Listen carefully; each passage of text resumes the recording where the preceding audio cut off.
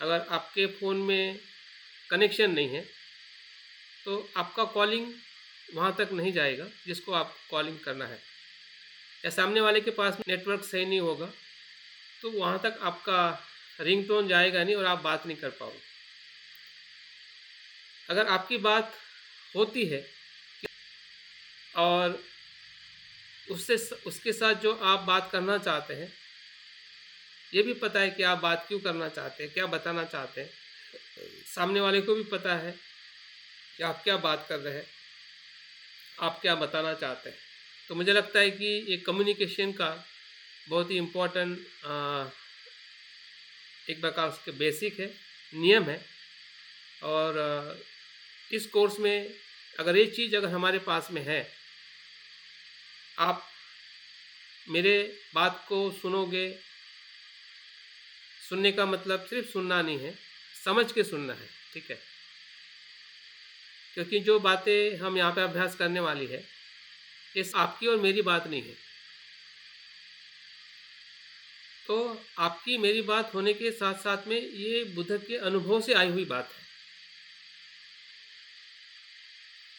हम कौन सा अभ्यास कर रहे हैं कि ऐसे व्यक्ति को जिसको हम तथागत बुद्ध कहते हैं और संसार का पहला वैज्ञानिक कहते हैं, जिन्होंने अस्तित्व को जैसा है वैसा देख के हमें बताया है कि जीवन क्या है।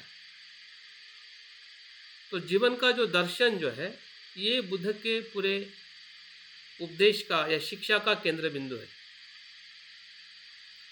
और जब हम जीवन की बात करते हैं तो जीवन का दूसरा नाम ही कर्म है। जहाँ जहाँ जीवन है वहाँ वहाँ कर्म है। जहाँ जहाँ जीवन है वहाँ वहाँ कर्म है, और जहाँ जहाँ कर्म है वहाँ वहाँ धर्म है। जहाँ जहाँ कर्म है वहाँ वहाँ धर्म है, क्योंकि धर्म जो है, धर्म का आधार ही कर्म है और कर्म का आधार ही धर्म है। तो एक प्रकार से जो हमारा विषय मैंने पसंद किया और आप लोगों ने जो आपके उद्देश्य के माध्यम से जो बताया, ये कहाँ पे कनेक्ट हो रहा है, क्यों कनेक्ट हो रहा है। यहाँ पे तीन चीज़ें हैं। एक मैं हूँ जो मैं आपके साथ में बात करने वाला हूँ, एक आपने के लिए आपने अपना समय, पैसा और आपका मन है, और यहाँ पे एक विषय है। जो विषय है उतना ही आपके लिए है।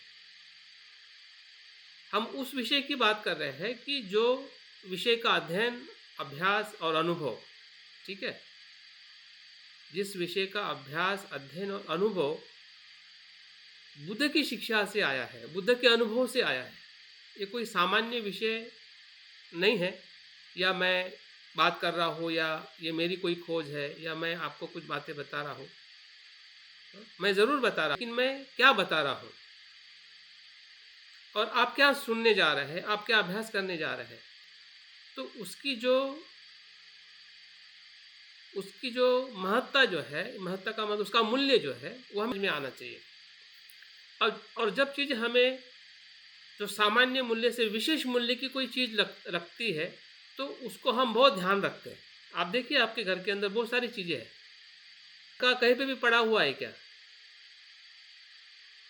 हाँ, सोना चांदी या आपका धन कहीं पे भी आप रखते हो, बहुत सुरक्षित जगह पे रखते हो, संभाल के रखते हो, और उसकी बहुत कुछ आप सुरक्षा करते हो, क्योंकि आपको पता है कि ये कितना मूल्यवान है।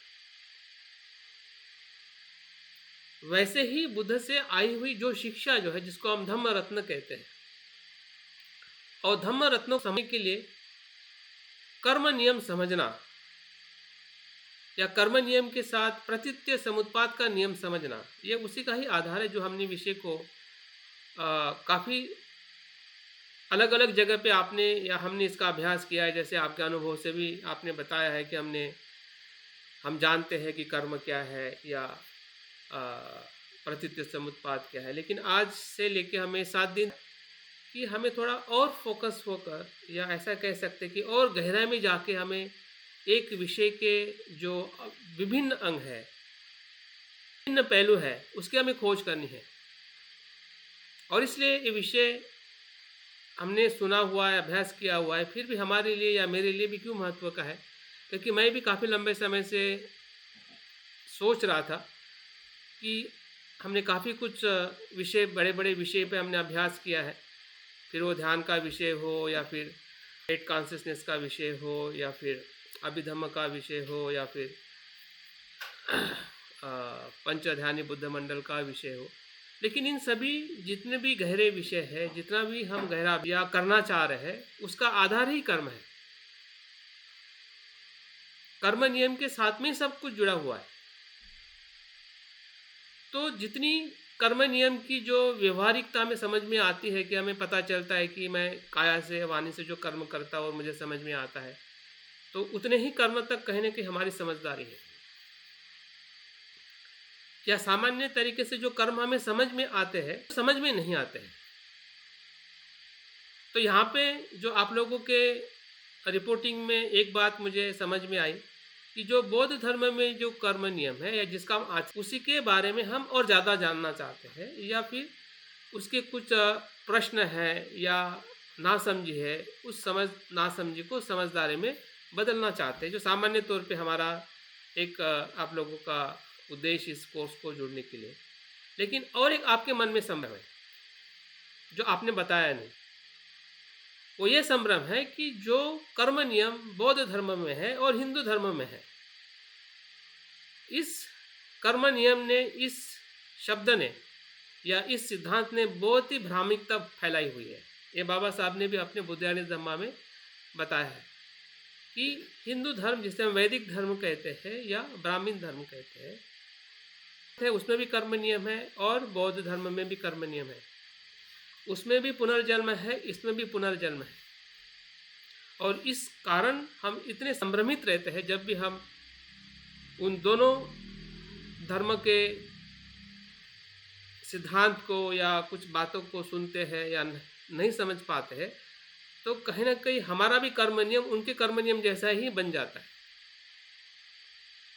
शब्दों में तो हम कहते हैं कि हम नहीं मानते हैं, लेकिन आचरण में वही मानने लगते हैं, क्योंकि उसका आधार अज्ञान है। तो मुझे लगता है कि कुछ बातें मैं आज के पहले सत्र में इसी बातों पे आप लोगों का ध्यान आकर्षित करने वाला हूँ कि कर्म नियम की जो परिभाषा है या उसका स्वरूप है, उसका प्रकार है, अलग अलग उसके जो पता है, काफ़ी कुछ हम जानते, काफ़ी कुछ नहीं जानते। ये बातें हम आने वाले कुछ कल परसों या कुछ दिनों में हम उसका अभ्यास करेंगे। लेकिन आज मैं आपके बीच में इस बातों को ही बता के कि जो स्पष्टता जो है बौद्ध धर्म के कर्म नियम की और वैदिक या हिंदू धर्म के कर्म नियम की, कैसे वो तफावत है। शब्दों में हमें एक जैसा दिखाई देता है,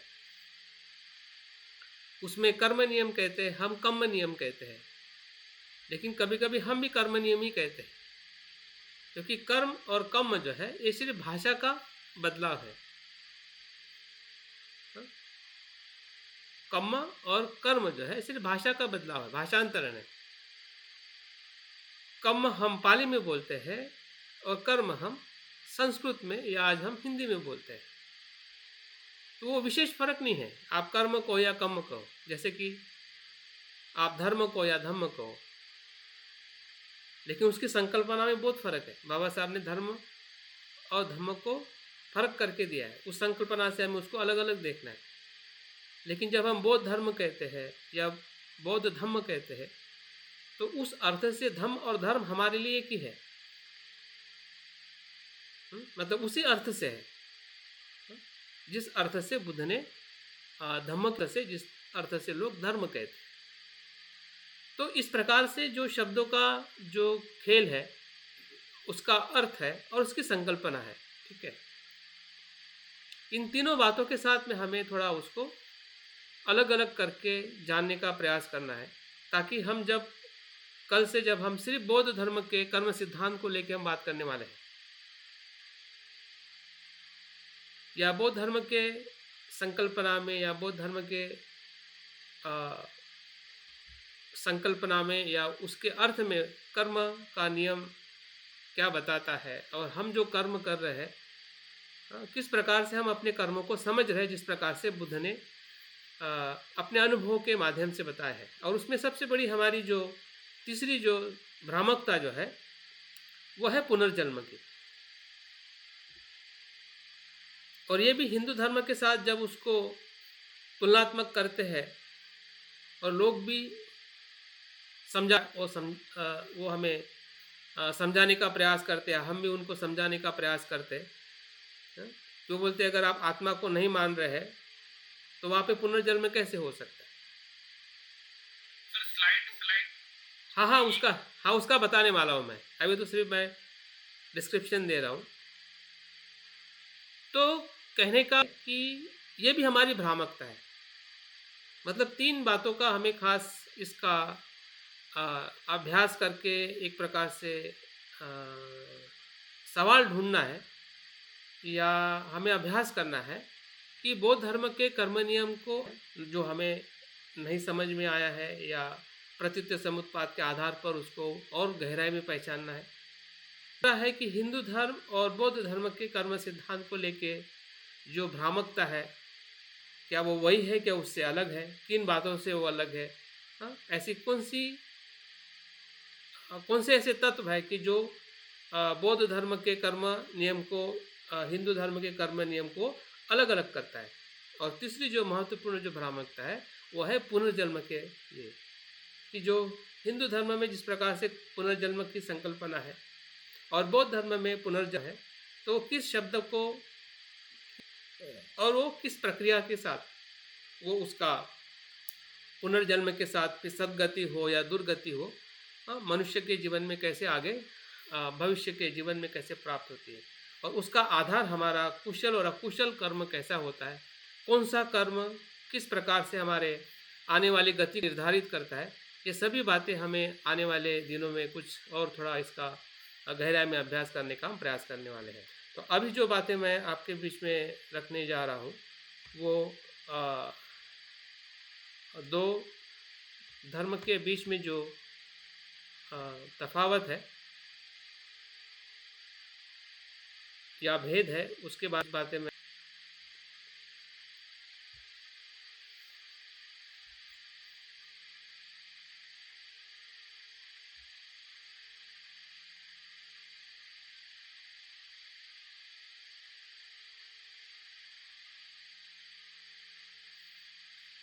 तो सबसे पहले हम देखते हैं कि बौद्ध धर्म में बुद्ध ने, यहाँ पे आज के इसमें मैं ज़्यादा डीप में लेके नहीं जा रहा हूँ, सिर्फ कुछ पॉइंट्स का जिक्र करने जा रहा हूँ। इसको थोड़ा और हम कल के सत्र में इसको और गहराई में हम देखने वाले हैं। बुद्ध जो है कर्म की कैसी भाषा करता है।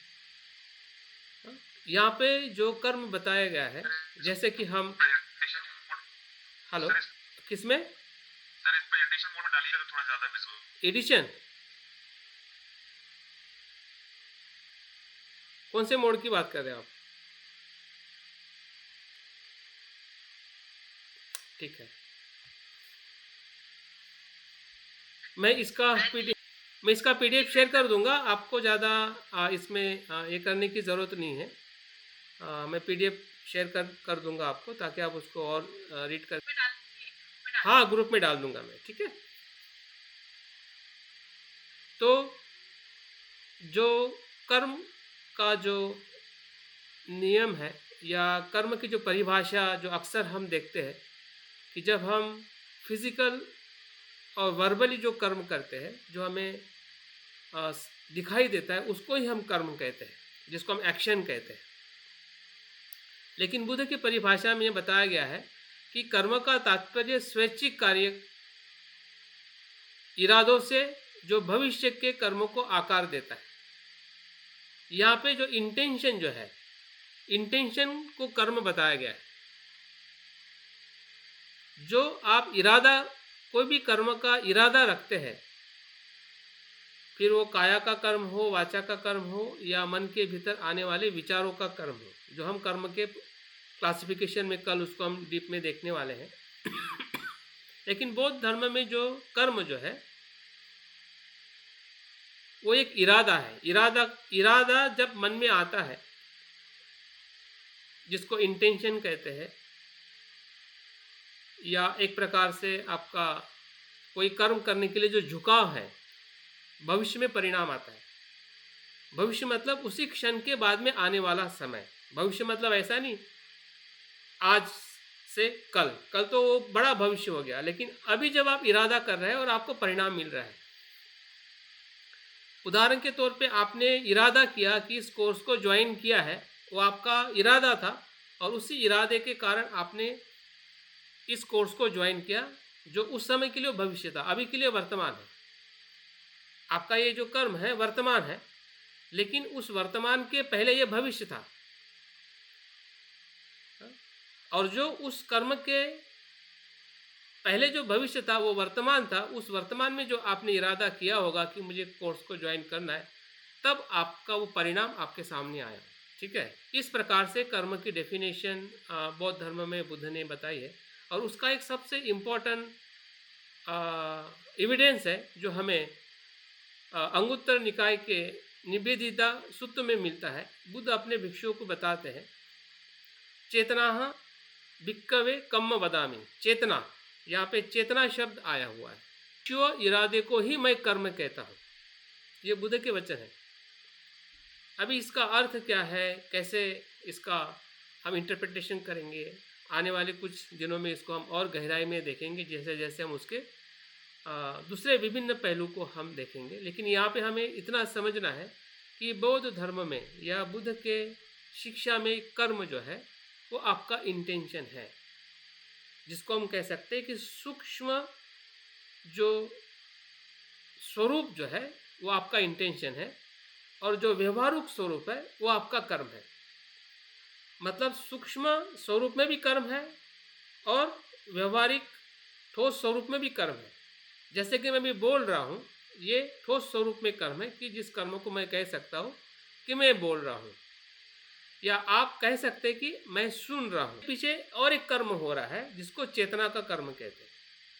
एक इंटेंशन चल रहा है मेरे थॉट्स में, और वो इंटेंशन, वो चेतना जो है, वो मोटिवेशन जो है, मुझे क्षण प्रति क्षण वो मोटिवेट कर रहा है थॉट्स को रिलीज करने के लिए। और थॉट्स को रिलीज करते हुए जो मेरे पास भाषा है या जो मेरे कर्म को प्रमोट करने के लिए, तभी पूरा मेरा कर्म जो है यहाँ पे बोलने का हो रहा है और आपका सुनने का हो रहा है या आपका बैठने का हो रहा है। जो भी जगह पे जो भी हम कर्म कर रहे हैं, तो एक प्रकार से उसके भीतर जो मोटिवेशन है, बुद्ध ने उसी को ही कर्म कहा है। तो उस कर्म का अर्थ के तौर पे अगर हम बौद्ध धर्म के नियम को देखते हैं, तो उसके 3 मुख्य विशेषताएं भी, कर्म नियम की बौद्ध धर्म में 3 मुख्य विशेषताएं जिसके बारे में हमें आगे अभ्यास करना है। कि एक तो वो कर्म नियम जो है नैतिकता का आधार है। वो छोड़ना कि जो बुरे है, अकुशल है, और कुशल कर्मों को करना। अकुशल कर्म को छोड़ना, त्यागना, जिसको हम पंचशील का आधार देते हैं कि पंचशील का आचरण करना, जो अभी हमने शुरुआत में पंचशील ग्रहण किया कि पानाति पाता वेदमनि सिक्खापदम समाधियामि। ये कर्म नियम का नैतिक आधार है। इसको थोड़ा हम और आगे देखेंगे तो हमें उसका अभ्यास पे देखना पड़ेगा। कर्म जो है कैसे पूर्ण होता है और उसका कारण क्या होता है, उसका परिणाम क्या होता है वर्तमान जीवन में। अगर हम इस प्रकार से अगर कर्म करते हैं तो भविष्य जीवन में उसका क्या कर्म का परिणाम होगा। हो सकता है कि हमारे मृत्यु के समय इसका क्या परिणाम होगा, मृत्यु के बाद में इसका क्या परिणाम होगा। बुद्ध ने बहुत ही गहराई में उसका अनुभव करके उसकी हर एक सूक्ष्मता को बुद्ध ने बताया है। जिस प्रकार से कोई वैज्ञानिक एटम को पूरी तरह से खोल देता है, इलेक्ट्रॉन, प्रोटॉन, न्यूट्रॉन और क्वांटम तक जाता है, या बॉडी को पूरी तरह से वो सर्जरी करता है तो उसके हर एक पार्ट्स को समझता है, छोटी छोटी बातें उसको समझ में आती है कि ये बॉडी के पार्ट्स किस प्रकार से फंक्शन करते हैं, कितने सूक्ष्म है। उसी प्रकार से अगर हम पूरे जीवन का सूक्ष्म जो दर्शन अगर किसी ने किया है या देखा है, वो बुद्ध के चक्षु है।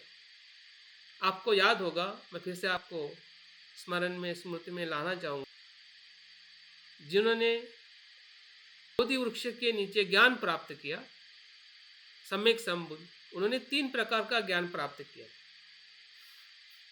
पहला ज्ञान उन्होंने अपने पूर्व जन्म का ज्ञान प्राप्त किया। पहले ज्ञान में जो वैशाख पूनम के दिन जो उनको ज्ञान प्राप्त हुआ, उसमें 3 प्रकार के ज्ञान की बात बताई जाती है बुद्धत्व के अंदर।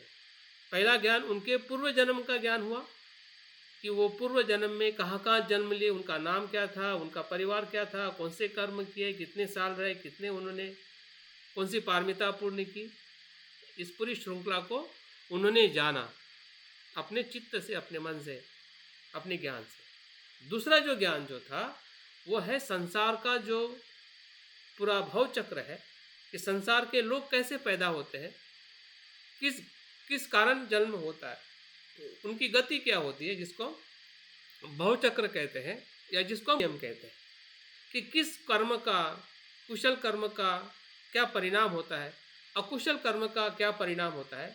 ये बुद्ध के दूसरे प्रकार के ज्ञान का अनुभव है।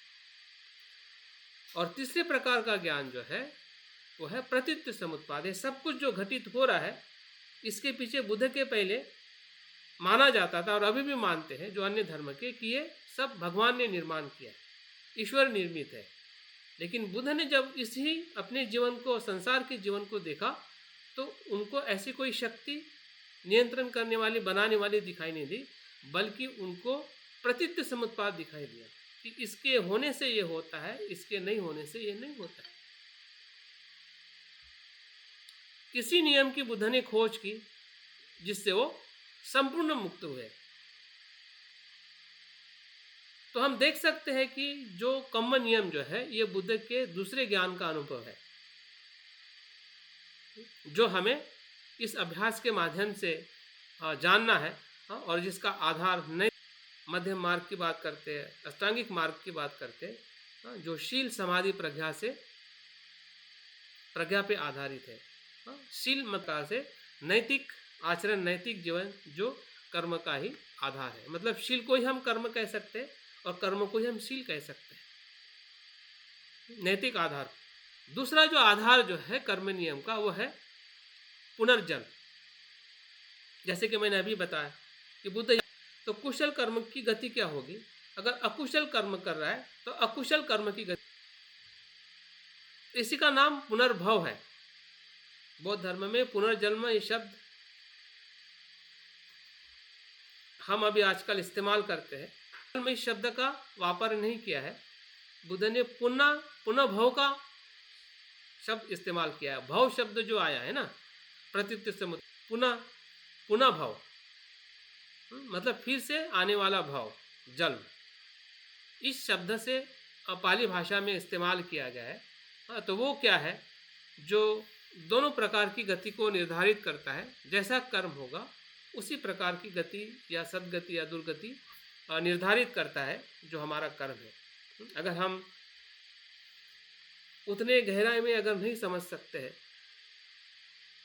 आने वाले मृत्यु के बाद का जीवन को, इस सकते कि हमारा कल का दिवस क्या था और अभी का है और कल का कैसे आएगा। विकल एक प्रकार से हमारा पुनर्जन्म होने वाला है। अगर पुनर्जन्म जो है, जो नया दिवस आने वाला है, कल सुबह हमारे लिए पुनर्जन्म है। इस अर्थ से भी अगर हम देखें कि आज हम जो कर्म कर चुके हैं या हमारी आज की जो चेतना है, उसी चेतना के आधारित ही कल का आपका जीवन निर्भर रहेगा। और कल आप जो कर्म करोगे, अगर उसमें बदलाव करोगे तो वो बेहतरीन होगा, बदलाव नहीं करेगा, उसी गति से जाएगा जो गति आज के चेतना में थी।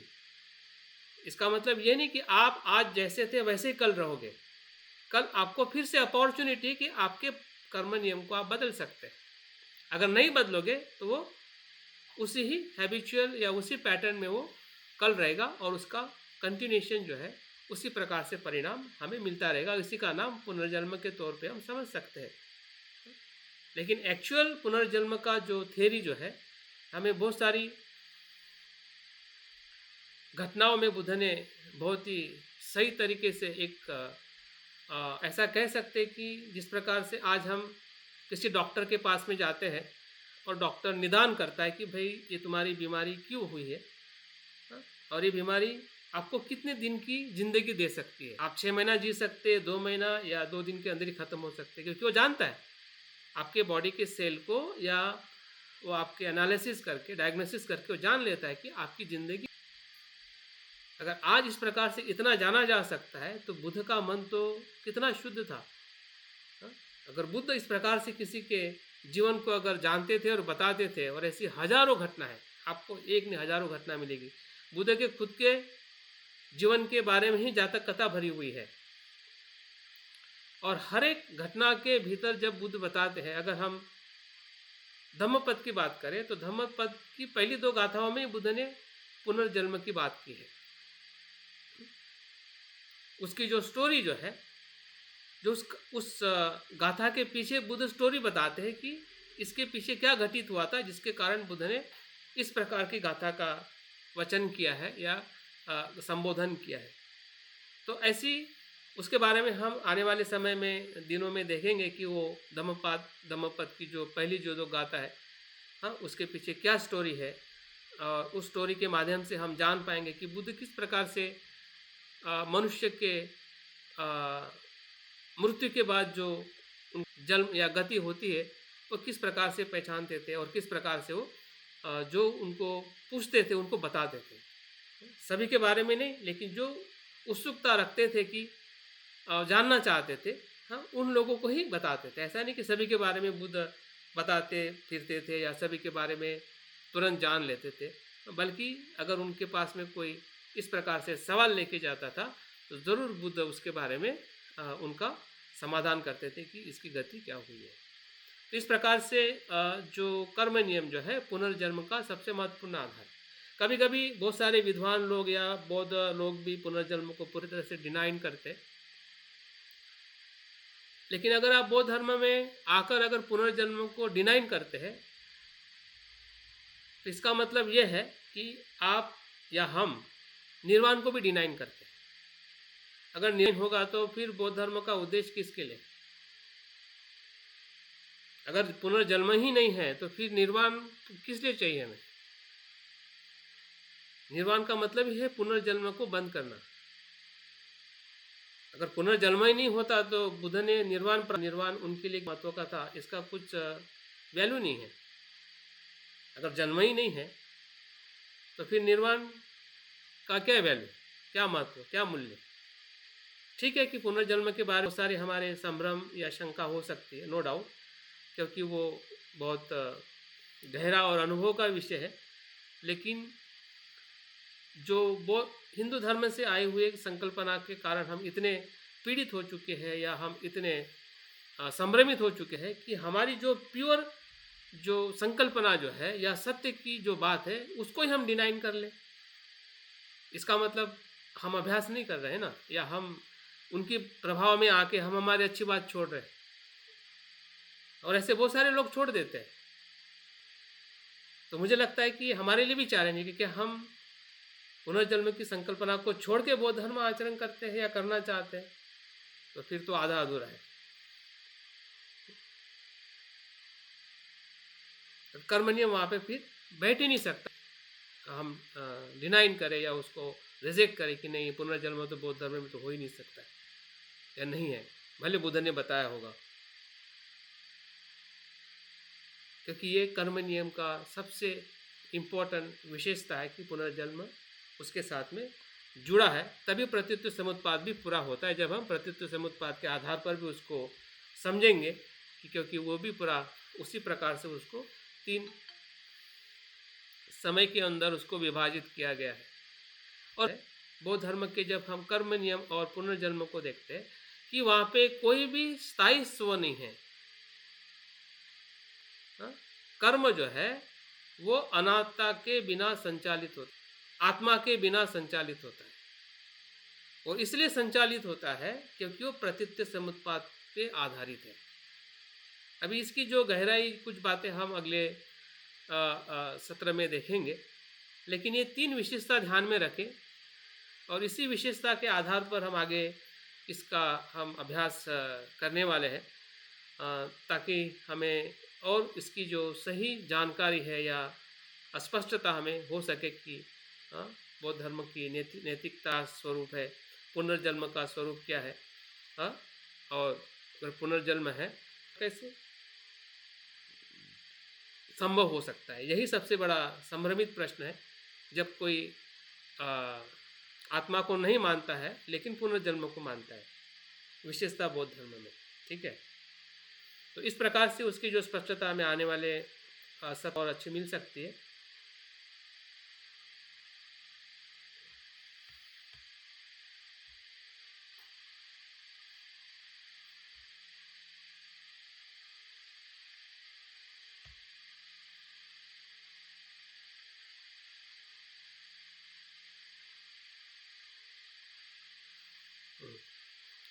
अभी यहाँ पे कुछ मैंने रेफरेंसेस दिए हैं, इस रेफरेंसेस को आप भी पढ़ सकते हैं, वेरीफाई कर सकते हैं कि इस रेफरेंसेस पे हम बात कर रहे हैं कि जो मध्यम निकाय का ये सूत्र जो है चूल महाविभंग सूत्र, उसमें बुद्ध का ये उपदेश है या ये शिक्षा है कि कर्म जो है वही स्वास्थ्य, धन और स्थिति को कैसे आकार देता है, मतलब कैसे वो निर्माण करता है। मतलब हमारा जो स्वास्थ्य है या धन है या कोई भी हमारी स्थिति है, फिर वो शारीरिक हो सकती है, मानसिक हो सकती है, वो कर्म से ही आकार लेती है। कैसे आकार लेती है उसके बारे में पूरा इसमें डिस्क्रिप्शन दिया है। हम कहते हैं कि हमारा स्वास्थ्य, सुख, दुख या बीमारी या जो भी स्वास्थ्य है, हम हमारे पास में धन है या धन नहीं है, निर्धन है, गरीब है, और कोई भी स्थिति, फिर हमारी सामाजिक स्थिति हो या किसी प्रकार की भी स्थिति परिस्थिति हो, वो कैसे आकार लेते हैं, कैसे निर्माण होती है, इसका पूरा विश्लेषण बुद्ध के इस सूत्र के माध्यम से हमें संवाद पढ़ने को मिलता है। आप उसको ज़रूर पढ़ें, और हो सके तो अगर आपको नहीं मिलेगा तो मैं व्हाट्सएप से उसका PDF आपके पढ़ने के लिए रखूँगा, ताकि आप उसको एक्स्ट्रा रीडिंग के तौर पे उसको आप देख सकते हैं। धम्मपद के 100 जो है ये बहुत महत्वपूर्ण है। न आकाश में न समुद्र में, समुद्र के बीच में कोई कर्म के परिणाम से बन सकता है। ऐसी कोई जगह नहीं है, न आकाश में न समुद्र के बीच में, जो हमने कर्म किए हैं, फिर वो कुशल हो या अकुशल हो, उससे बच नहीं सकते। इवन बुद्ध के जीवन में भी हम बुद्धत्व को भी प्राप्त होने के बाद में भी बुद्ध के पूर्व जन्म के कुछ कर्म के परिणाम उनको बुद्धत्व प्राप्त करने के बाद में भी उनको लेने या उनको मिले, लेकिन वो परिणाम उनको हानि नहीं पहुंचाते। हानि का मतलब अधिक हानि नहीं पहुंचाते, या वो अपने चित्त की अवस्था को नहीं खोते हैं, या उनकी बुद्धत्व की हानि नहीं होती है। जो बुद्धत्व उनको मिला है या शांति मिली है उसकी वो हानि नहीं होती है, लेकिन परिणाम जरूर मिलता है। जैसे कि आज उदाहरण के तौर पे हम अपने आप को देखें कि आप ध्यान के कर्म से, जो आप 10 साल से कर्म कर रहे हैं, तो आपका मन शांत हो सकता है, आपका मन शांत रहेगा। आसक्ति की है तो उसका भी कर्म का परिणाम तो अभी मिलेगा ना, जैसा कुशल का मिला है। तो हमें लगेगा कि यार मैं तो कुशल कर रहा हूँ, या कुशल का परिणाम कहाँ से आ गया, लेकिन मन के शांति का सुख तो आपको मिल ही रहा है, क्योंकि आप ध्यान कर रहे हैं। उसके कर्म का तो परिणाम आपको विचलित नहीं करेगा,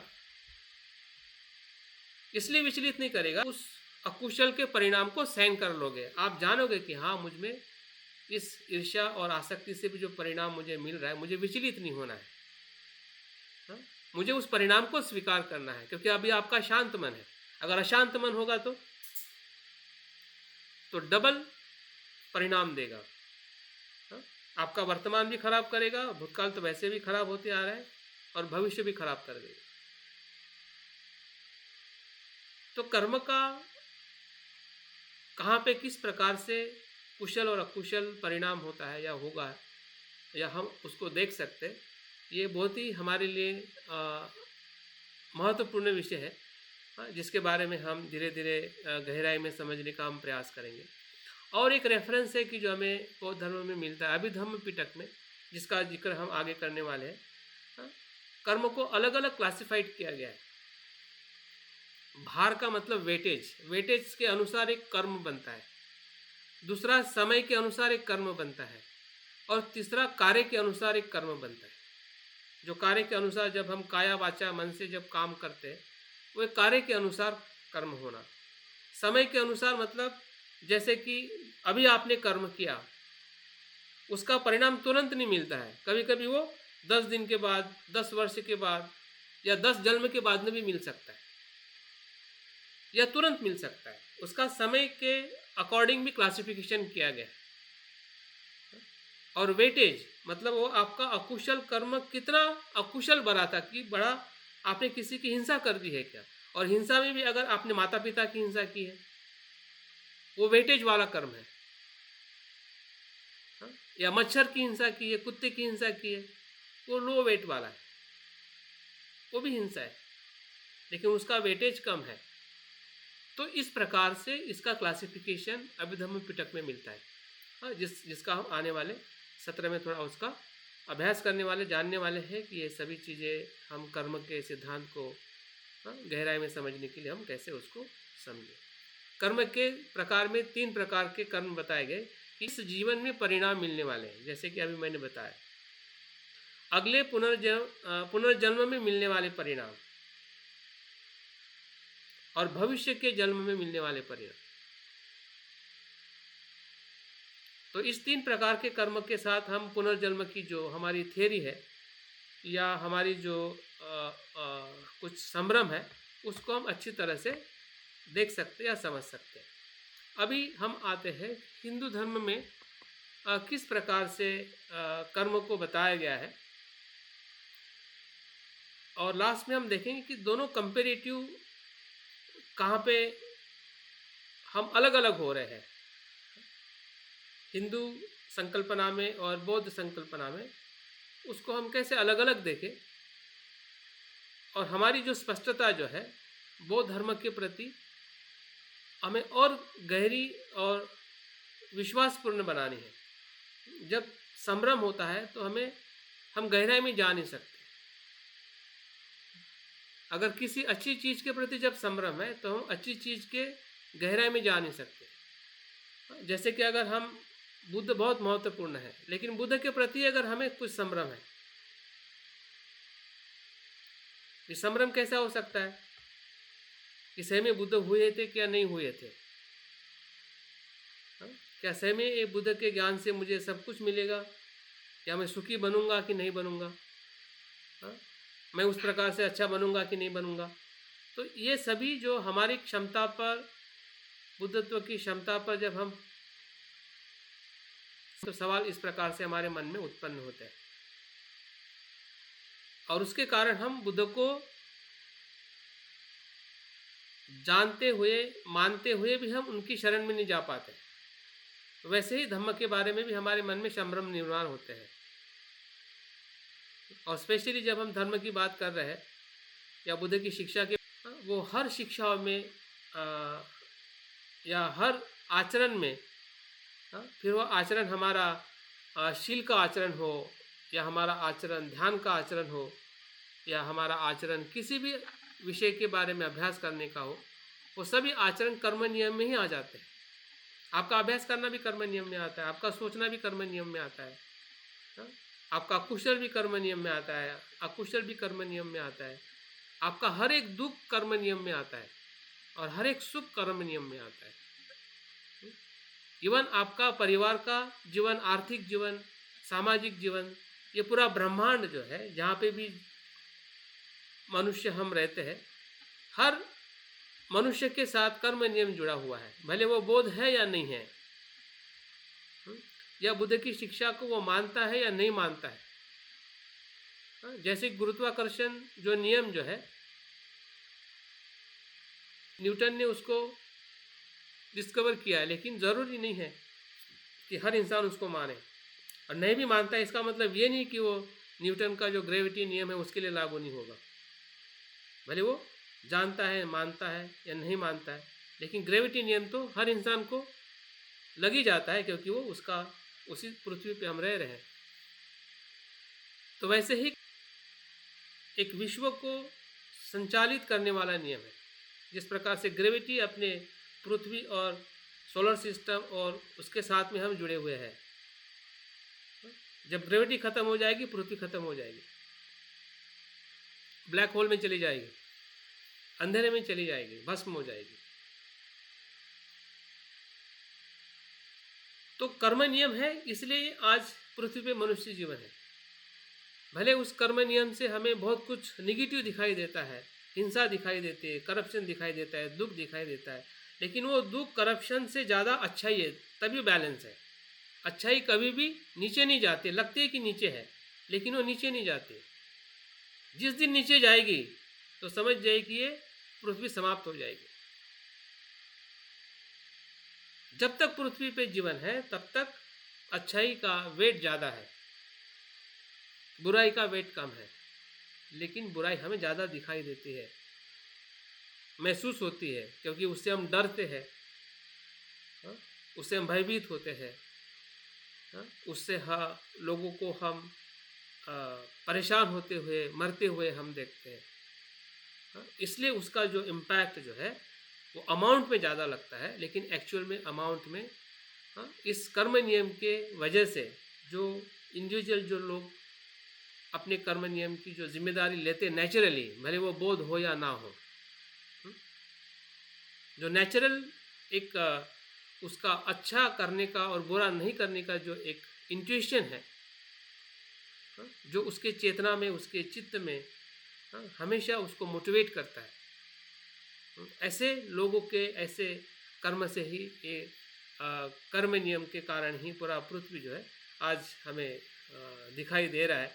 तो इसके पीछे ये भी सबसे बड़ा कारण है कि कर्म नियम को हमने क्यों समझना चाहिए, स्पेशली बौद्ध धर्म के परिप्रेक्ष्य में, क्योंकि बौद्ध धर्म ही एक साइंटिफिक पैरामीटर देता है।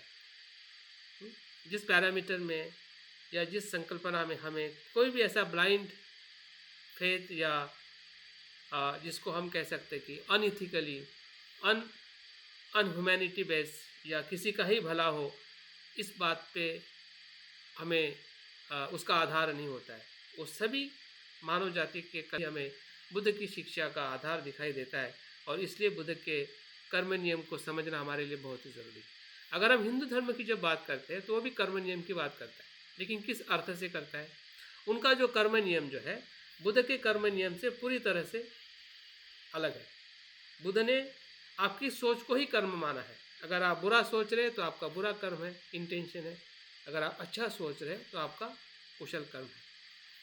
लेकिन यहाँ पे जो कर्म बताया गया है वो अनुष्ठान, नैतिकता और लौकिक कार्य के संदर्भ में है। अनुष्ठान मतलब यज्ञ याग करना कर्म है। उसके आधार पर जो उनकी नीतिमत्ता जो है, फिर वो जातिवाद की नीतिमत्ता हो या उनके पुरोहितों की नीतिमत्ता हो कि ये चीज़ें जिसको हम डिसिप्लिन कहते हैं, और लौकिक कार्य के संदर्भ में जो आत्मा को पुनर्बांधता है, इस प्रकार की वो थ्योरी है जो हिंदू धर्म के कर्म नियम में है। और ये धर्म जो है और मोक्ष से जुड़ा हुआ है। मतलब यहाँ पे तीन बातें हैं। लौकिक कर्म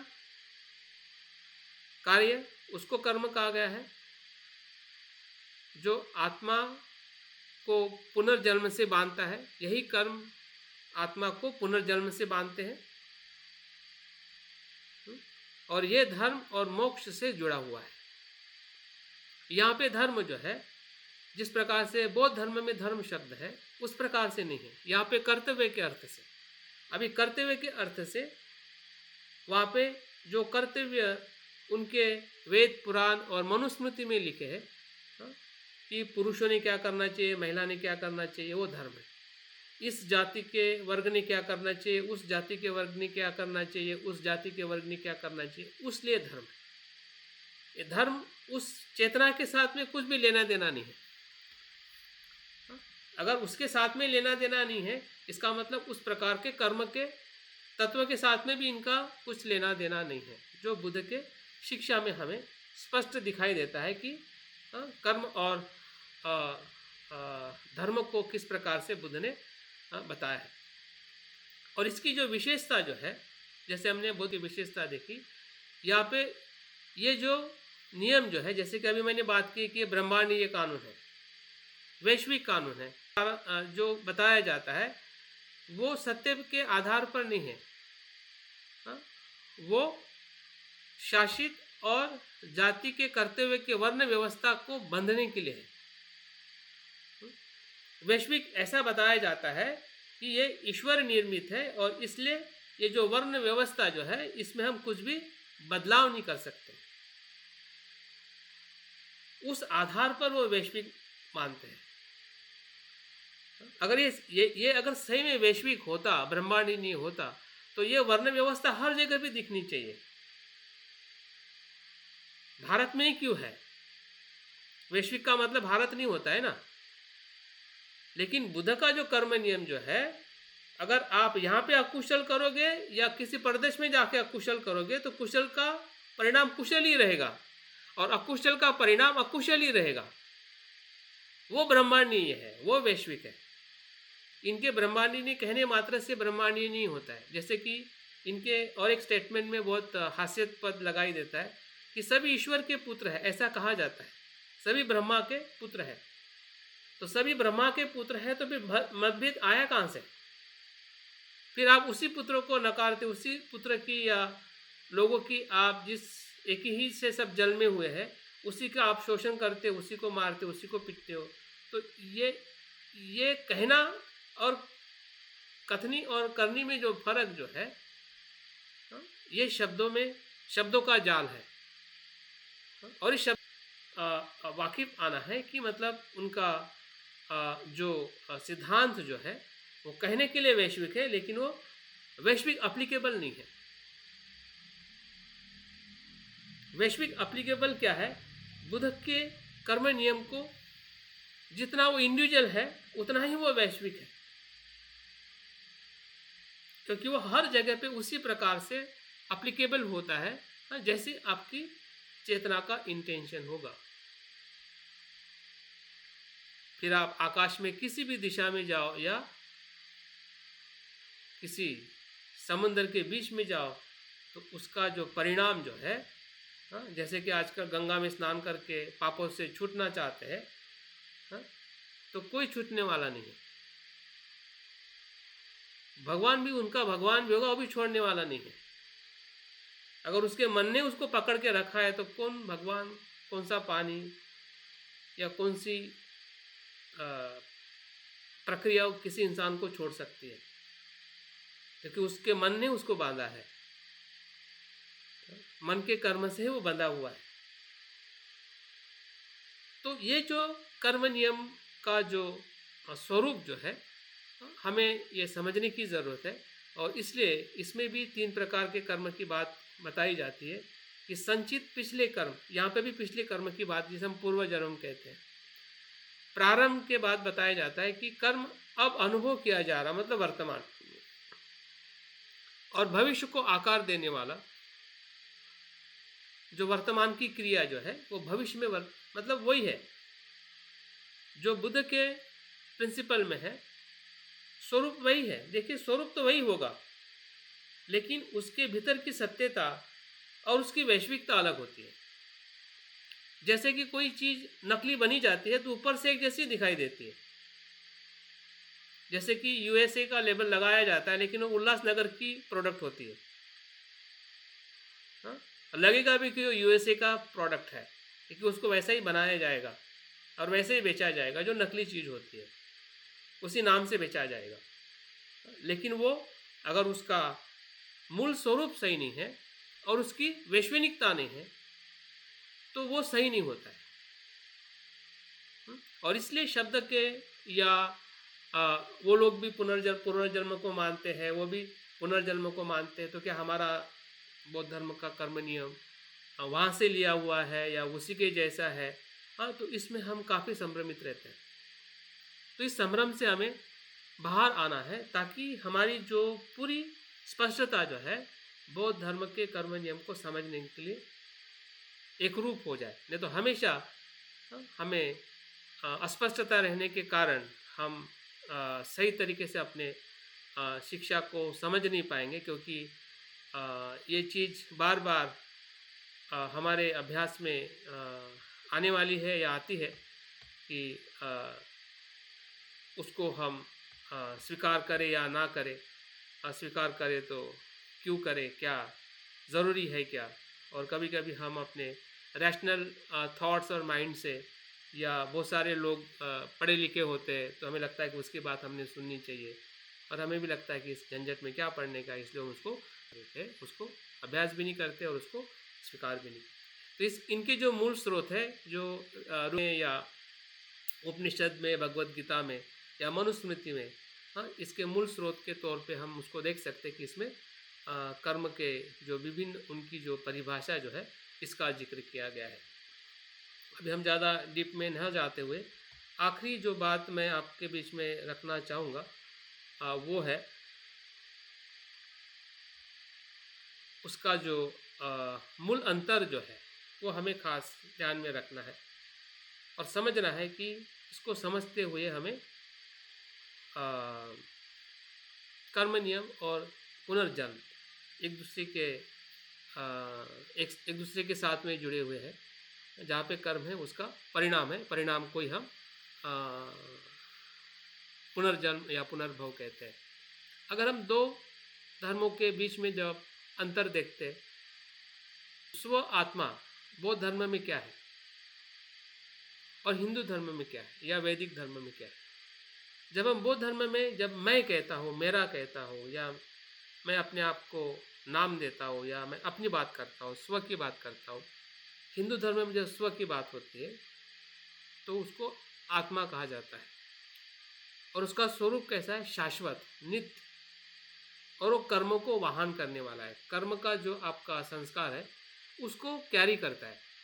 इस प्रकार से हिंदू धर्म में आत्मा का सिद्धांत या आत्मा का तत्व समझा जाता है और उसको उसी प्रकार से माना जाता है और उसी के आधार पर वो लोग कर्म को स्वीकार करते हैं। जब हम बौद्ध धर्म की बात करते हैं तो आत्मा जो है, जिसको हम स्व कहते हैं, सेल्फ कहते हैं, वो कर्म की चित्त की धारा है,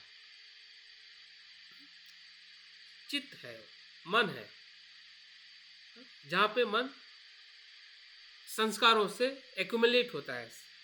वो क्या चित्त क्या करता है, उस संस्कारों को ग्रहण करता है और उसको कैरी करता है। जैसे कि पानी की धारा जो है किसको कैरी करती है, पानी की बूंदों को कैरी करती है। ये पानी की धारा जो है अपने आप तो नहीं बनती है। अगर पानी की बूंदी ना हो तो धारा कहाँ से होगी। अगर पानी बह रहा है, अगर बहते हुए पानी को हम पानी की धारा कह रहे हैं तो उसमें पानी के बूंदे हैं, असंख्य बूंदे मिलके वो धारा बनी है जो प्रवाहित है। इस प्रकार से बुद्ध के सिद्धांत में चित्त को, मन को समझा जाता है और देखा जाता है, और इसीलिए यहाँ आत्मा का या नित्य कोई चीज़ अस्तित्व में है, इसी को ही डिनाई की जाती है ही नहीं, जिस प्रकार से अस्तित्व में बताई जाती है कंपेरेटिव हिंदू धर्म में या कोई और अन्य धर्म में। ठीक है, यहाँ से हमें खास, क्योंकि यही मिथ्या दृष्टि जो है जब आत्मा के प्रति अगर हम, तो वो हमारी सत्काय दृष्टि बन जाती है। और बुद्ध कहते हैं कि जो सत्काय दृष्टि में पड़ा हुआ है वो संसार में कभी भी ना सुखी हो सकता है ना मुक्त हो सकता है। ये बुद्ध का स्टेटमेंट है। जो स्व को नित्य मानता है, आत्मा मानता है, वो इस जीवन में ना सुखी हो सकता है ना दुख से मुक्त हो सकता है। इसी को ही मिथ्या दृष्टि या सत्काय दृष्टि या अज्ञान का मूल जो स्रोत जो है, इसी के आधार पर बौद्ध धर्म हिंदू धर्म से या अन्य धर्म से अलग हो जाता है, जहाँ पे चित्त को या स्व को एक प्रवाह के रूप में या अनित्यता के रूप में उसको देखकर स्वीकार किया जाता है। ऐसे स्वीकार करना और आप देखोगे नहीं तो फिर आपके लिए तो अंदर से आत्मा ही रहेगी। बाहर से लगेगा कि मैं तो आत्मावादी नहीं हूँ, लेकिन भीतर से हम आत्मावादी रहेंगे, क्योंकि आपका स्वभाव आत्मावादी रहेगा। आपकी वाणी आत्मावादी नहीं रहेगी, आपको लगेगा कि मैं तो आत्मावादी नहीं हूँ, और उसके लिए भी लड़ोगे कि मैं आत्मावादी नहीं हूँ। तो उसको हमें देखना पड़ेगा, और देखने का नाम है ध्यान। ध्यान से देखोगे तो पता चलेगा कि हर एक जो थॉट है, इमोशन है, कॉन्शियसनेस है, वो कैसे कंटिन्यूसली चेंज होते जा रही है। तो वो कहीं ना कहीं हमारा अंडरस्टैंडिंग कह सकते हैं, या हमारा प्रयास हमें आगे लेके जा सकता है। अगर हम लक्ष्य के बारे में बात करें तो लक्ष्य जो है बौद्ध धर्म में निर्वाण को प्राप्त करना या दुख का अंत करना, और हिंदू धर्म में मोक्ष, मुक्ति के लिए धर्म का लक्ष्य बताया गया है। मुक्ति और निर्वाण, मोक्ष और विमुक्ति दोनों में फर्क है। मोक्ष जो है, मुक्ति जो है, हिंदू धर्म में मृत्यु के बाद प्राप्त करने वाली है। जीवन में मोक्ष नहीं है, मृत्यु के बाद स्वर्ग मिलता है। लेकिन बौद्ध धर्म में जो निर्वाण जो है, मुक्ति, विमुक्ति जो है, वो इसी जीवन में मृत्यु के पहले ही प्राप्त करने वाली मन की अवस्था है। तो इस अर्थ से हम देख सकते हैं कि लक्ष्य के अर्थ में हमने उसको स्पष्टता से देखना है, ताकि हम अपने कर्म पे और ज़्यादा फोकस कर सके कि ऐसे कौन से कर्म हैं कि हमें इसी जीवन में मृत्यु के पहले, या एक दिन में, 2 दिन में, इस महीने में, इस जीवन में कैसे मुझे दुख से मुक्त कर सकते हैं। ऐसे कौन से कर्म हैं, ऐसे कौन से कर्म हैं कि जिस कर्म को मैं ना करूं और करूं जिसके कारण मैं सुखी हो सकता हूं। तो ये लक्ष्य जो है, लक्ष्य के आधार पर हमें कर्म को और गहराई में समझने के लिए हमें मदद मिल सकती है। तीसरा जो डिफरेंस जो है, उनका फोकस क्या है। जैसे कि हमने देखा अलग अलग, बौद्ध धर्म में जो फोकस है वो चेतना है, आपका इंटेंशन है, पॉजिटिव और नेगेटिव। वही से आपका कर्म शुरू होता है। जो आप सोच है ना, वही आपका कर्म है। उस सोचने से जो आप करोगे उसका अभिव्यक्ति है कर्म की, पॉजिटिव और नेगेटिव। यही बुद्धिज्म में सबसे सेंटर है। अगर सेंटर कुछ है तो हमारा कर्म है, और कर्म का नाम ही चेतना है। और चेतना जो उत्पन्न का होने का स्रोत जो है हमारा मन है, जिसके बारे में हम अगले इसमें उसका थोड़ा अभ्यास करेंगे। हिंदू धर्म में जो फोकस जो है वो कर्तव्य है, और अनुष्ठान है, और पवित्रता है। फिर वो खून की पवित्रता हो, जन्म की पवित्रता हो, अनुष्ठान का मतलब यज्ञ याग करना हो, या धर्म में धर्म ग्रंथ में बताए हुए जो कर्तव्य है, उस कर्तव्य का पालन ही उनकी नैतिकता का फोकस है। इंसान मर रहा है, इंसान के साथ क्या कर रहे हैं, क्या उसका दुष्परिणाम हो रहा है, उनसे कुछ उनका नैतिक कर्म के साथ लेना देना नहीं है। अगर हम उनके साहित्य में देखते हैं, या उस समय के उनके व्यवहारों में देखते हैं, और आज भी थोड़ा जो भी उनके व्यवहार है, जिस प्रकार से वो धर्म की परिभाषा करके अपनी शुद्धता को या अपनी बात को समझते या समझाते हैं, उसमें नैतिकता का फोकस है। लेकिन किस इरादे से है, सिर्फ जो लिखा गया है, बोला गया है, या जो चल रहा है, ये जो शुद्ध के अपने आप को शुद्ध के रूप में मानकर औरों को अशुद्ध मानने के तौर पे उनकी नैतिकता है, जो अपने लिए ही, उनके विशिष्ट लोगों के लिए ही सुरक्षित रख सकती है, बाकी लोगों के लिए नहीं। और पुनर्जन्म का जो चालक जो है, यहाँ पे कर्म है, कर्म का फोर्स है, जिसके बारे में हम आगे देखेंगे। और हिंदू धर्म में जो है कर्म के साथ में जो आत्मा जो है, जो ब्रह्मा की ओर जाने वाली यात्रा बताया जाता है। यहाँ पे जो पुनर्जन्म जो है, संसार में बार बार आने वाली यात्रा है। जब तक कर्म है तब तक जन्म है। कर्म नहीं है वहां पे जन्म नहीं है। लेकिन यहाँ पे जो पुनर्जन्म जो बताया जा रहा है या उसका चालक जो है, हाँ, वो आत्मा और ब्रह्मा की तरफ जाने की यात्रा के रूप में बताया जाता है। तो इस प्रकार से उसका जो महत्वपूर्ण जो भेद है उसके आधार पर अगर हम देखते हैं तो हमें पता चलता है कि हिंदू धर्म और बौद्ध धर्म की जो भेद जो है कर्म नियम को, और अंतिम दो बातें मैं बता के पूर्ण करना चाहूँगा। दार्शनिक तौर पे मतभेद हमें समझना है कि बौद्ध धर्म जो है भाग्यवाद को अस्वीकार करता है। खास इसमें भाग्यवाद नहीं होता है कि जो आपका भाग्य गरीबी में पैदा हो गए या किसी जाति में पैदा हो गए, किसी लिंग में पैदा हो गए, तो वही आपका भाग्य है। इस प्रकार से कर्म नियम का परिप्रेक्ष्य बौद्ध धर्म में नहीं है। अतीत के कर्मों को पूर्ववत करने के वर्तमान प्रयास पर बल देता है। जो हमने अतीत में जो कुछ भी बुरा किया, अच्छा किया है, उससे कहीं ज़्यादा वर्तमान के कर्म पे ज़्यादा प्रयास करने पे बल देते हैं। अगर आपने कल हिंसा की है, जैसे कि अंगुलीमाल की कथा है या ऐसे बहुत सारी कहानियाँ हैं, हाँ, उन्होंने पूर्व जीवन में या कुछ वर्षों से बुरा कर्म किया है, तो बुरा तो कभी अच्छा नहीं हो सकता है। लेकिन बुद्ध कहते हैं कि आपने कितना भी बुरा किया हो, फिर भी वर्तमान में आप बदल के अच्छे हो सकते हैं, और ऐसे हजारों उदाहरण हैं। तो इस प्रकार से बुद्ध के सिद्धांत को हमने समझना है। और धम्मपद में बात बहुत ही महत्वपूर्ण है कि अपने आप से बुराई की जाती जाए और अपने आप से शुद्धता होती है। हम ही अपने आप का बुरा करते हैं, हमें अपने आप की हम बुराई करते हैं या कुशलता करते हैं, और हम ही अपने आप से शुद्ध हो सकते हैं जब हमें पता चलता है कि मैं बुरा इसलिए हुआ हूँ क्योंकि मैंने अपने आप को बुरा किया है। अगर मैंने ही बुरा किया है तो मुझे अच्छा कौन कर सकता है? तो अच्छा भी मैं ही कर सकता हूँ।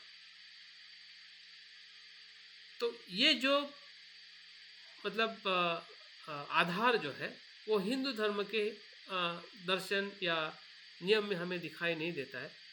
वो सिर्फ एक ब्रह्मांडीय कानून के तौर पे जो मतलब ईश्वर चलाता है। ब्रह्मांडीय कानून कौन चलाता है? हाँ, ईश्वर उसको संतुलित करता है। हाँ, ईश्वर के नियंत्रण में है, जो गीता में उसको बताया जाता है। और उसी के नियंत्रण में जो आपको जहाँ पे भी आपकी जगह मिली है, जो भी आप में जितनी क्षमता है, उसी क्षमता के आधार पर ही आपके जीवन को आपको व्यापन करना है और आपकी जो यात्रा जो है आत्मा की परमात्मा की तरफ लेके जाना है। तो इस प्रकार से पूरे हमारे अभ्यास में जो मुख्य बातें हम आने वाले या कल के सत्र से जो हम देखने वाले हैं, उसमें ज़्यादा हमारा फोकस जो रहेगा वो बौद्ध धर्म के परिप्रेक्ष्य में बुद्ध के वचनों में या बाबा साहब के कुछ रेफरेंस मैं लेने वाला हूँ, बुद्ध एंड धम्मा में से भी। उसमें भी बाबा साहब ने बहुत ही अच्छी तरह से कर्म नियम के बारे में उन्होंने अच्छे रेफरेंस दे के बातें बताई है कि कर्म नियम कितना संभ्रमित हमें करता है जब हम हिंदू धर्म के परिप्रेक्ष्य में बौद्ध धर्म के कर्म नियम को देखते हैं। तो उस संभ्रम से हमें बाहर आके हमारी जो सही शिक्षा जो है या परिपूर्ण शिक्षा है, उसको वैसे ही अगर हम समझने का अभ्यास या प्रयास करते हैं तो मुझे लगता है कि हमारे लिए बहुत ही महत्वपूर्ण होगा, हमें बहुत कुछ लाभ देगा। हमें बहुत कुछ पहले की जो हमारी कुछ मान्यता है, अस्पष्टता है या कुछ हमारी शंका कुशंका है, उससे हम दूर हो के हम नई जो हमारी परफेक्ट विज़न जो है या सम्यक दृष्टि की तरफ हमें आगे बढ़ने के लिए कोर्स हमें ज़रूर मदद करेगा। तो इसकी मैं ध्यान रखूँगा कि ये कोर्स आपको या हमें सभी को इस दिशा में लेके जाए।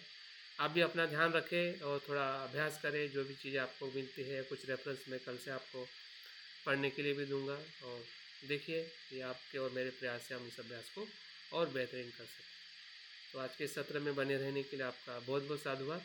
हमारा सत्र हर रोज़ 26 तारीख तक इसी समय में रहेगा, 9 से 10:30 बजे। और सुबह का सत्र जो रहेगा 6:30 बजे से 7:30 या 8 बजे तक हमारा ध्यान सराव रहेगा।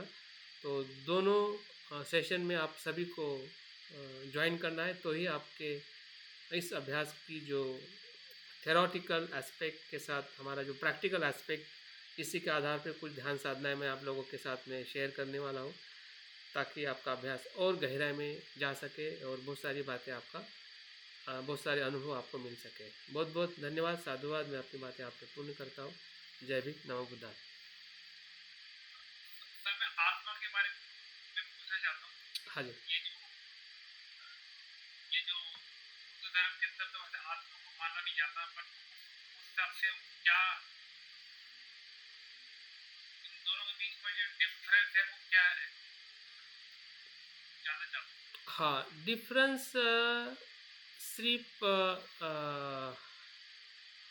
नाम का है, ठीक है।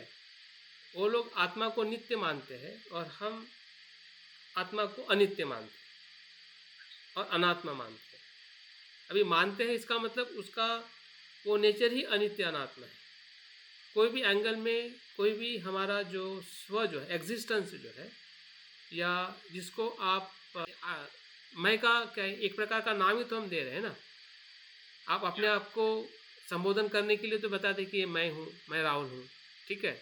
जब राहुल है, जैसा यही सवाल जब मिलिंद नागसेन से पूछता है कि भाई नागसेन कौन है, आपने बताया कि मैं नागसेन हूँ, तो नागसेन तो वो है ही ना। हाँ, लेकिन नागसेन कहाँ है,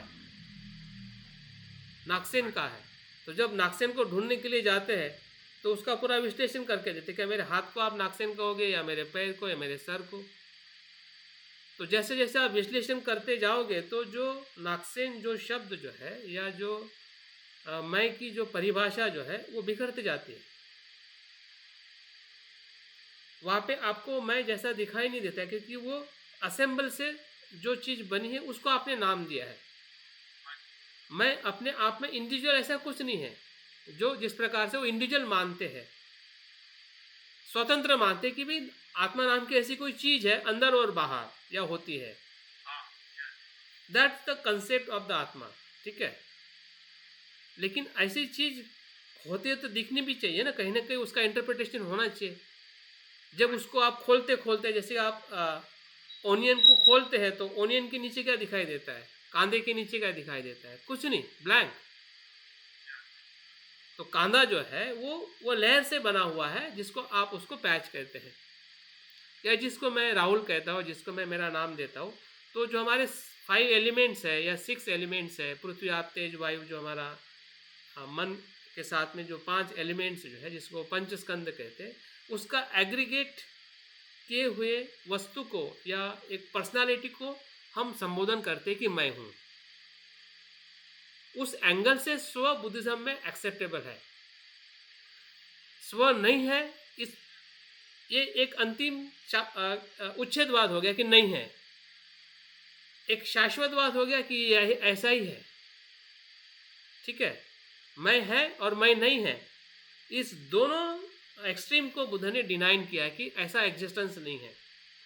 जिसको हम कहते हैं कि नहीं है और है, दोनों के बीच में आप हो, या आपका एग्जिस्टेंस है, जिसको आप इंटरप्रेट करते हैं कि मैं हूं।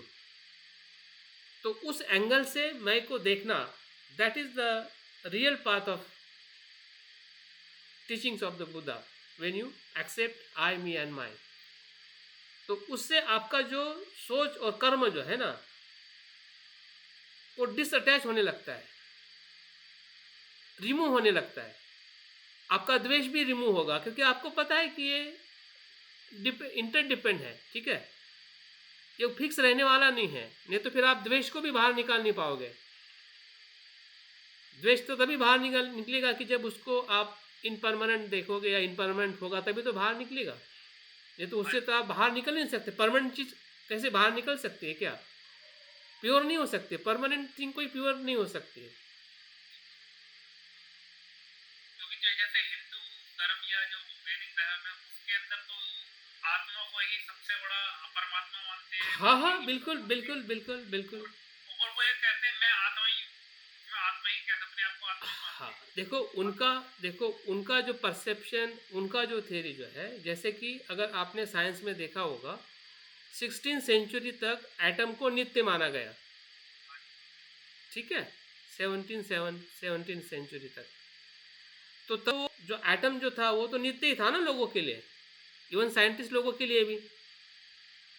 नित्य का मतलब तो यहाँ पर जो है हिंदी में मैं मानता हूँ कि परमानेंट। पर तो एटम तो तब नित्य ही था ना साइंटिस्ट लोगों के लिए, लेकिन तब भी वो अनित्य ही था, लेकिन वो देख नहीं पाए। आइंस्टाइन ने देखा और उसको बताया कि ये तो न्यूट्रॉन इलेक्ट्रॉन प्रोटॉन से बना है। तो वो उस प्रकार के साइंटिस्ट है, ठीक है, चीज़ों को उस प्रकार से देख के इंटरप्रेट कर रहे हैं, उसी को सच मान के वो अपनी फिलॉसफी, उनका मुक्ति जो है वो चाह रहे हैं।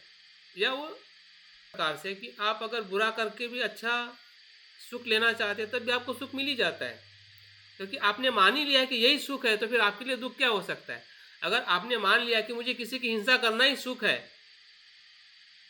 ठीक है, तो आपने माना तो आपके लिए सुख बन गया ना वो, भले वो दुख है औरों के लिए, आपके लिए तो दुख नहीं है ना, आप तो इंजॉय कर रहे हैं। जैसे कोई राजा होता है हिंसा करता है, या कोई आतंकवादी होता है हिंसा करता है, उसके लिए दुख का है, दुख होता तो करता क्यों भाई वो, क्योंकि उसके थॉट प्रोसेस ने उस चीज को सच मान लिया कि जो सच नहीं है। तो बस वही वहां से इंटरप्रिटेशन है, भले वो सच मान रहे हैं लेकिन सच नहीं है। वो कौन जानता है, वो बुद्ध ही जान सकते हैं, जो उससे ऊपर उठ के चीजों को उन्होंने देखा है। तो वो कितना भी अच्छा कहते हो या कितना भी उनकी जो बातें कहने सुनने में अच्छी लगती हो, लेकिन वो चीज़ जो है ना उनको मुक्ति की तरफ लेके नहीं जा सकते। उनको लगता होगा कि हम जा रहे हैं, लेकिन वो जा ही नहीं सकते, क्योंकि वहाँ से ब्रेक डाउन है। क्योंकि कोई भी नित्य चीज़ है, नित्य चीज़ में मिल नहीं सकती। आप कोई भी कैलकुलेशन देखिए, अगर आत्मा भी नित्य है परमात्मा भी नित्य है, ऐसे ही मानते हैं ना, तो नित्य चीज़ में कैसे मिक्स हो सकती है। परमानेंट चीज के अंदर मिक्स कैसी हो सकती है। इनपरमानेंट चीज ही तो किसी में मिक्स हो सकती है ना, जो बदल रही है वही तो मिक्स हो सकती है किसी में। और ये अध्यात्म भी वहीं से आया है, जैसे अध्यात्म का मतलब होता है आत्मा का ध्यान। हाँ हाँ, देखो शब्द तो ऐसे बहुत सारे आए हुए हैं, लेकिन आज के मॉडर्न एज में उसका इंटरप्रिटेशन अभी पूरी तरह से चेंज हुआ है, जिसको हम स्पिरिचुअलिटी कहते हैं। पहली स्पिरिचुअलिटी आत्मा और परमात्मा के साथ में थी, इंटीग्रेटेशन, उसको स्पिरिचुअलिटी कहते थे, जो ट्रेडिशनली या रिलीजियसली जो मानते हैं। लेकिन आज साइकोलॉजी की स्पिरिचुअलिटी क्या है कि positive thoughts, positive mind, positive action, उसको स्पिरिचुअलिटी कहा गया है, जो बुद्धिस्ट एस्पेक्ट से वो अभी डेवलप हो रही है। क्योंकि बुद्धिज्म में जो आध्यात्मिकता जो है या स्पिरिचुअलिटी जो है वो ईश्वर के साथ एकरूप होने वाली नहीं है, लेकिन वर्ड तो, शब्द तो वही है। जब हम धार्मिक कहते हैं, आध्यात्मिक, पारमार्थिक कहते हैं, ठीक है, हाँ, तो वो पारमार्थिक आध्यात्मिक होने का अर्थ जो है वो पॉजिटिव सेंस के साथ है कि आपका पॉजिटिव डीड्स क्या है, आपका रूट क्या है, उसका रिजल्ट क्या है। उस पाथ पे अगर आप चल रहे हैं तो आप स्पिरिचुअल है। अगर उस पाथ पे नहीं चल रहे तो आप स्पिरिचुअल नहीं। भले आप ट्रेडिशनली अपने आप को स्पिरिचुअल कहने में तो आप कुछ भी कह सकते हैं ना, क्योंकि आपका तो ब्लाइंड फेथ है, आपका इग्नोरेंस है। उस पर आप लिख भी सकते हैं, बड़ी बड़ी इमारतें भी खड़ी कर सकते हैं। संसार में तो वही चीज़ हो रही है, वही होता है जिस इल्यूशन पे सब चीज़ें खड़ी हो रही है। लेकिन जो बुद्ध ने एक्सपीरियंस किया है, और हम भी जब अपने थॉट्स को या अपने आइडेंटिटी को देखते तो हमें भी लगता है कि ये तो चीज़ पहले ऐसी नहीं लगती थी, लेकिन ऐसी नहीं थी, तब भी ऐसी नहीं थी, क्योंकि अभी हम उसको ऑब्जर्व कर रहे हैं प्रॉपरली, तो हमारी परसेप्शन चेंज हो जाती है और हमें लगता है कि थिंग्स आर इनपरमानेंस। तो ये चीज़ें कहीं ना कहीं हमें और एक प्रॉपर डायरेक्शन की तरफ लेके जा सकती है और जाएगी, अगर हम उस प्रकार से उसको ऑब्जर्व करें। तो ठीक है, सवाल जवाब नेक्स्ट इसमें भी कंटिन्यू रहेगा। जो भी आपके सवाल जवाब है ज़रूर आप आपके ग्रुप में भी शेयर करें, ताकि मुझे भी पता चले कि आपके थॉट्स में क्या चल रहा है। अभी हम सुबह के सत्र में मिलते हैं 6:30 को। Okay, take care, bye, good night, thank you so much sir. Sweet night, sweet dream. चलिए, थैंक यू, सभी को नमो, जय देवी। जय।